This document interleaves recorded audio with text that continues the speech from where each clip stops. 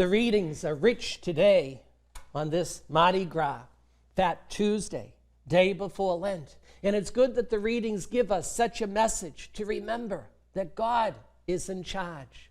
The first reading has Solomon praising God. And one would think Solomon would be so excited that he built the temple to God, that he did all of these wonderful things. And Solomon says, no, let's keep it in perspective. God is still God, and it's not about me. Sometimes that's a good message to remember, to keep the focus on God and not on ourselves.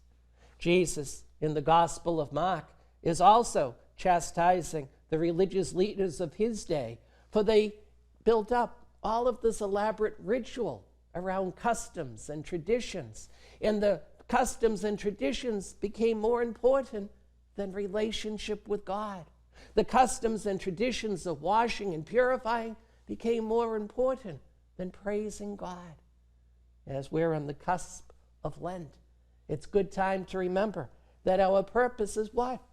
Our purpose is to praise, reverence, and give service to God. Our purpose is to praise, reverence, and give service to God.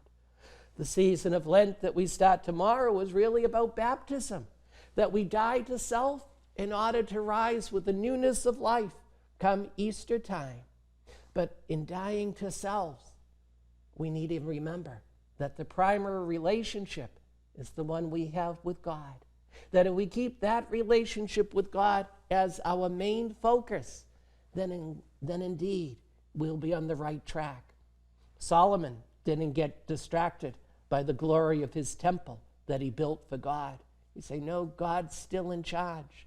And Jesus is trying to remind his hearers of his day not to get distracted by traditions or customs, but keep the focus on God. And sometimes I think Lenten practices, we get so focused on what we're doing that we forget that we're supposed to be relationship with God. Our primary purpose is to give praise, reverence, and service to God. I sometimes think of the old Star Trek series, and they had a prime directive not to interfere. They had primary purpose. I think we need to remember our primary purpose is to give God praise, reverence, and service. As we hear in the readings, not to get distracted with customs and traditions and build up so much importance to them. Our relationship with God is primary. To recognize that we need a Savior in our lives, that our acts that we take on for penance and our actions that we take on for Lent is not so much about us, but to make Jesus more the center of our lives. Yes, customs and traditions are important. Yes, practices of devotion are very important. In all the great devotions that we'll do during the season of Lent, Stations of the Cross, Rosary, and other great traditions, all important. But it's about our relationship with God that they point us to have a deeper relationship with God. As we die to self, we rise with Jesus. That sense of giving up, that sense of starting things, that sense of a new beginning is all about having a deeper relationship with the Lord.